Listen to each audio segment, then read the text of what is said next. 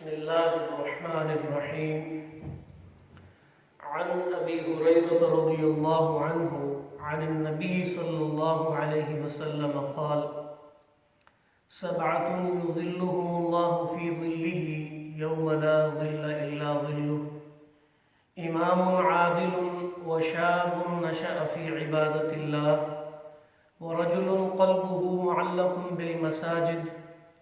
ورجلان تحابا في الله اجتمعا عليه وتفرقا عليه ورجل دعته امرأة ذات حسب وجمال فقال إني أخاف الله ورجل تصدق بصدقة فأخفاها حتى لا تعلم شماله ما تنفق يمينه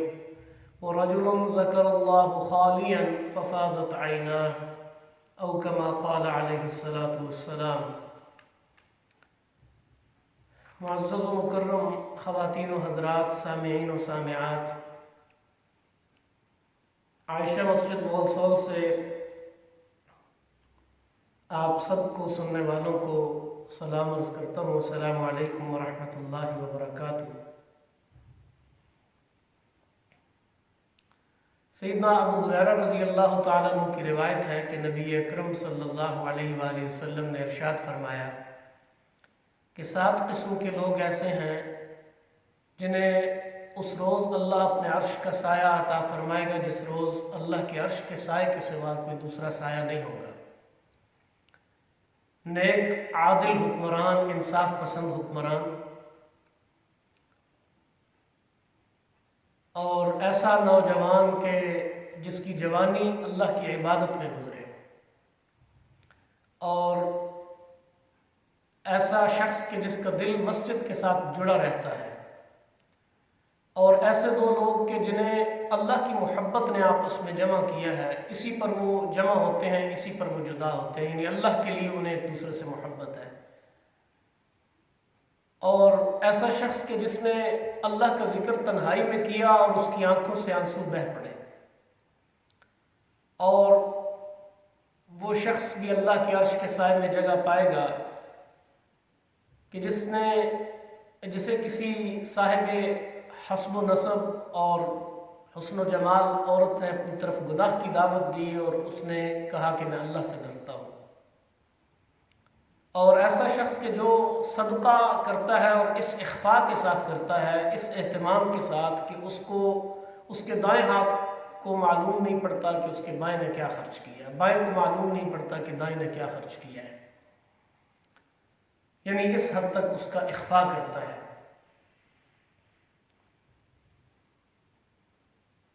یہ بڑی جامع حدیث ہے،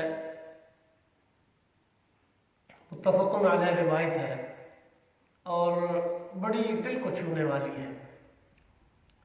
یہاں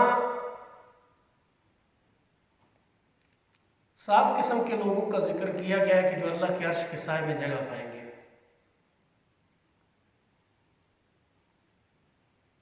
سب سے پہلے عادل حکمران کا ذکر کیا ہے، انصاف پسند حکمران کا. گویا یہ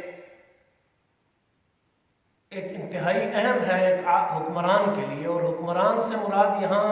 ظاہر ہے صرف ایک بڑی ریاست کا حکمران ہی نہیں، ہر شخص جہاں جس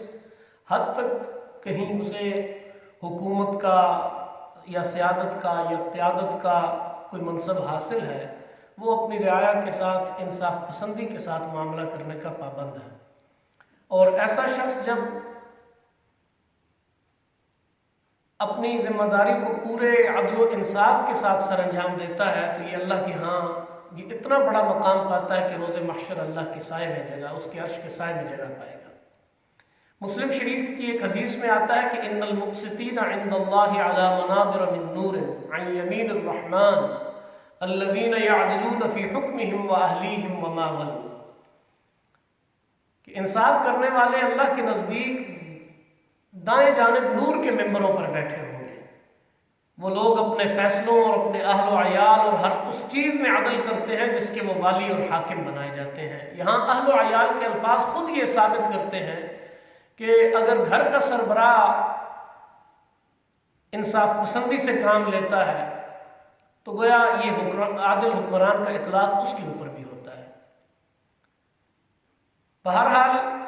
اپنا ہو یا غیر، سب کے ساتھ انصاف پرہیزگاری کی علامت ہے، نشانی ہے۔ اعدلوا هو اقرب للتقوی۔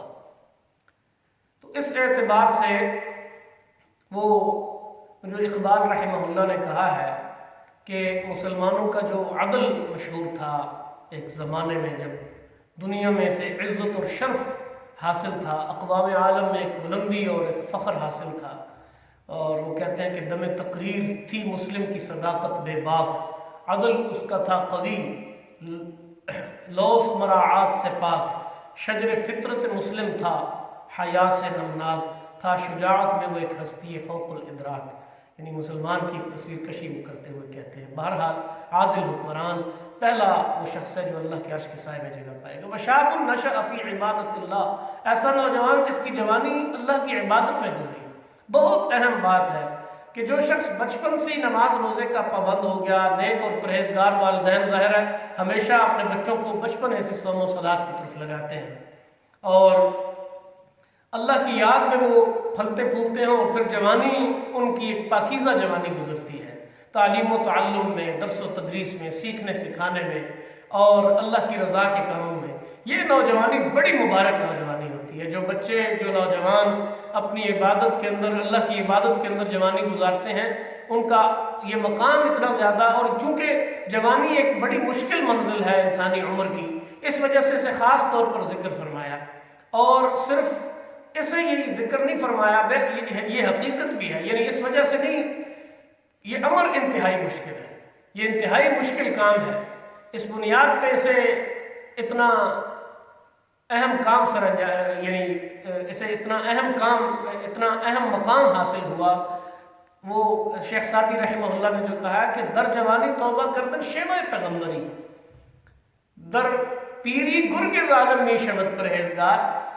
کہ اصل توبہ تو ہے ہی جوانی کی توبہ، اور یہ پیغمبروں کا شیوا ہے، ورنہ بڑھاپے میں جا کے تو بوڑھا بھیڑیا بھی جو ہے، ظالم بھیڑیا بھی، وہ بھی پرہیزگار ہو جاتا ہے۔ ظاہر ہے جب جسم میں سکت ہی نہ رہی۔ آپ اگر تصور کریں تو عموماً ہمارے معاشرے کا حال یہی ہے کہ ہم اپنی جوانی علل و تلل میں، عیش و عشرت میں گزارتے ہیں، ایک عجیب کر و فر اور ناز و غرور ہوتا ہے، اور جوانی سر چڑھ کے بولتی ہے، لیکن جو ہی بڑھاپے کی طرف قدم پڑتے ہیں، بالوں کی سیاہی سفیدی میں بدلتی ہے، کمر جھک جاتی ہے، اور جسم کے اعضاء ڈھیلے پڑ جاتے ہیں، خون کی روانی وہ نہیں رہتی، جسم میں طاقت اور ناتوانی، طاقت کی جگہ ناتوانی اور ضعیفی اور کمزوری لے لیتی ہے، اس وقت پھر مسجد کا ایک کونا پکڑ لیتے ہیں۔ یہ عمومی ایک رویہ ہے انسان کا۔ جب اسے رب کو یاد کرنے کا وقت تھا، اس وقت وہ غافل تھا۔ بہرحال اس لیے اتنی اس کی شان بیان فرمائی۔ تیسرا وہ شخص جس کا دل مسجد میں اٹکا رہے، یعنی ایک نماز ہوئی اور دوسری نماز کے لیے وہ منتظر اور بے قرار ہے کہ کب نماز کا وقت ہو اور میں مسجد کی طرف لپکوں۔ اسے اپنے مولا کی ملاقات، اس کا وہ انتہائی مشتاق ہے۔ ایسے شخص کے لیے نماز آنکھوں کی ٹھنڈک ہے، دل کا سکون ہے، اور جو ہی مؤذن کی دل نواز جو صدا ہے وہ کانوں میں آتی ہے، وہ فوراً اٹھ کھڑا ہوتا ہے، اور ایک رغبت کے ساتھ، ایک چاہت کے ساتھ اپنے رب کریم کے در پر جبین نیاز جھکا دیتا ہے۔ یہ بات ذہن میں رہے کہ فی زمانہ جن حالات سے ہم گزر رہے ہیں، اور مسجد میں جو ہے نا وہ اس طرح سے آ نہیں سکتے، لیکن ذہن میں رہے کہ آپ در حقیقت مصلی جو ہے نا نمازی، اس کے حوالے سے فرمایا کہ ان المصلی یناجی ربہ، کہ وہ اپنے رب سے مناجات کرتا ہے، اپنے رب سے سرگوشیاں کرتا ہے۔ یہ سرگوشی کسی بھی مقام پہ ہو سکتی ہے۔ آپ اپنے گھر کے اندر اسی اہتمام کے ساتھ نماز ادا کر رہے ہیں تو انشاءاللہ العزیز یہ نماز آپ کے لیے اسی طرح کی نماز ہوگی کہ جو مسجد میں آپ ادا کرتے ہیں۔ یعنی اصل تو اللہ کا جو مقصود ہے وہ آپ کا اشتیاق، آپ کی چاہت، آپ کی توجہ، اور آپ کا جو ہے وہ اللہ کی طرف رجوع اور اس کی ملاقات کا اشتیاق، اور وہ ہے اس وجہ سے جو ہے وہ اتنا شاندار اور اتنا بلند مقام اسے عطا کیا۔ پھر چوتھے نمبر پہ ان لوگوں کا نقشہ کھینچا گیا کہ جن کی تمام محبتوں کا مرکز اللہ کی ذات ہے، یعنی تمام محبتوں کو انہوں نے اللہ تعالیٰ کی محبت میں گم کر دیا۔ وہی محبت انسانی تعلقات کی بنیاد بن گئی۔ کوئی ان کے خونی رشتے نہیں تھے، کوئی ان کی دنیاوی غرضیں نہیں تھیں، کوئی ان کے کاروباری مفادات نہیں تھے، کوئی ان کا کوئی دوسرا مقصد نہیں تھا۔ اس محبت کے ذریعے وہ اللہ کی رضا اور خوشنودی چاہتے تھے، اگر کسی کے ساتھ نفرت ہے تو اللہ کی رضا کے لیے، کسی کے ساتھ محبت ہے تو اللہ کے لیے۔ وہ سیدنا علی رضی اللہ تعالیٰ عنہ کا مشہور واقعہ ہے کہ جب جو ہے نا وہ کافر کو انہوں نے گرایا اور اس کے سینے پہ چڑھے اور قتل کرنے کے لیے تیار تھے، تو اس نے منہ پہ تھوک دیا تو فوراً اتر آئے اور چھوڑ دیا اسے۔ تو وہ تعجب کیا اس نے، تو کہا بھی پہلے میرا معاملہ تمہارے ساتھ اللہ کے لیے تھا، جو بھی تمہارے ساتھ نفرت بغض تھا وہ اللہ کے لیے تھا، اب میری ذات بھی اس میں انوالو ہو گئی ہے، میری ذات کا مسئلہ بھی آ گیا، اس لیے میں اس محبت کو، اس نفرت کو اپنی جو ہے نا وہ محبت و نفرت کے اس بنیاد کو میں اپنی ذات کے ساتھ آلودہ نہیں کر سکتا۔ بالکل یہی اپروچ ہماری ہونی چاہیے، یہی سوچ ہونی چاہیے۔ بہرحال پانچویں وہ شخص کہ جس نے اپنے نفس پر قابو پایا اور بے حیائی کا جو ہے نا وہ موقع آیا اور اس نے اللہ تعالیٰ کے ڈر کی وجہ سے اس بے حیائی کو چھوڑ دیا۔ کہا کہ ایسی عورت جس بڑی صاحب حسب و نسب، اونچے حسب والی اور نسب والی اور صاحب حسن و جمال، اس نے گناہ کی دعوت دی اور اس نے کہا انی اخاف اللہ، میں اللہ سے ڈرتا ہوں۔ وہ سنت یوسفی علیہ السلام کہ جناب یوسف علیہ السلام کا جو کردار قرآن نے پیش کیا ہے، سورہ یوسف کا مطالعہ میں سمجھتا ہوں کہ ہر نوجوان کو بڑی باریک بینی سے، بڑے غور و خوض کے ساتھ کرنا چاہیے کہ کس طرح سے جو ہے وہ اپنا دامن عفت جو ہے وہ بچاتے ہیں۔ اور یوں تو پیغمبروں کے اسوے میں یہ ساری باتیں آتی ہیں، لیکن ہمارے ظاہر ہے اگر اپنے گرد و پیش میں دیکھیں تو ہمارے ایسے ہزاروں لاکھوں لوگ مل جائیں گے کہ جن کا دامن بڑا عفیف، بڑا پاک دامن وہ لوگ ہیں، بڑی جو ہے وہ یعنی گناہوں کی طرف اور بے حیائی اور اس طرح کی طرف وہ آنکھ اٹھا کر بھی نہیں دیکھتے۔ ایسے لوگوں کا فرمایا کہ وہ اللہ کے عرش کے سائے میں جگہ پائیں گے۔ اور چھٹا وہ شخص کہ جو اس قدر اخلاص سے، اس قدر محبت اور نیک نیتی سے صدقہ و خیرات کرتا ہے، کسی پر کوئی احسان نہیں جتلاتا بلکہ راہ حق میں مال دے کر بھول جاتا ہے۔ وَيُطْعِمُونَ الطَّعَامَ عَلَىٰ حُبِّهِ مِسْكِينًا وَيَتِيمًا وَأَسِيرًا۔ عَلَىٰ حُبِّهِ کا مفہوم اہل علم نے بیان کیا کہ یہ اللہ کی محبت میں، اور بعضوں نے کہا کہ مال کی محبت میں، یعنی باوجود اس کے کہ مال کی اسے محبت ہے اور بسا اوقات ضرورت بھی ہے، لیکن اس کے باوجود وہ اللہ کی محبت میں مسکین، یتیم، قیدی کو کھانا کھلاتے ہیں، ضرورت مندوں کا خیال کرتے ہیں، اور پھر یہ بات کہتے ہیں کہ یہ سارا کچھ ہم انما نطعمکم لوجہ اللہ، یہ ہم تمہیں اس لیے کھلا رہے ہیں کہ تاکہ اللہ کی رضا حاصل ہو جائے، اس کا در حاصل ہو جائے، اس کی ذات ہمیں مل جائے،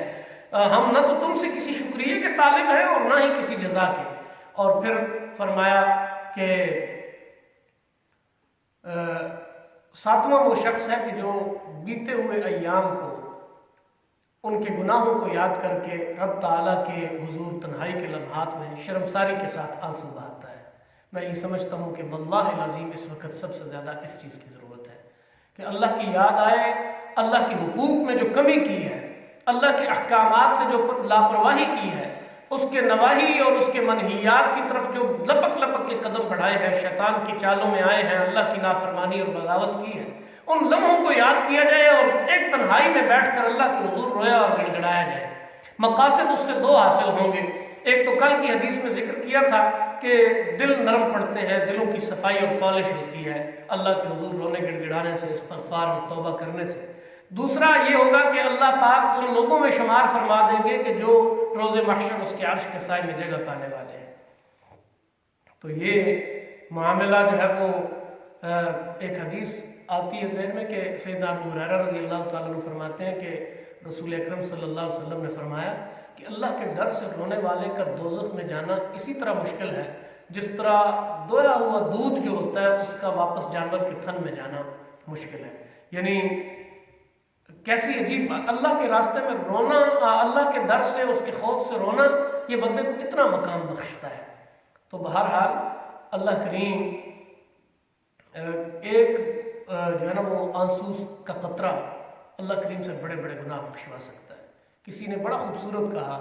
کہ دلیلوں کا انبار، کروڑوں دلیلیں اللہ سے ایک چھوٹا سا گناہ معاف نہیں کروا سکتی، لیکن ایک چھوٹا سا آنسو آنکھ سے نکلا ہو جو خوف خدا سے نکلا ہو وہ گناہوں کے انبار کو دھو ڈالتا ہے۔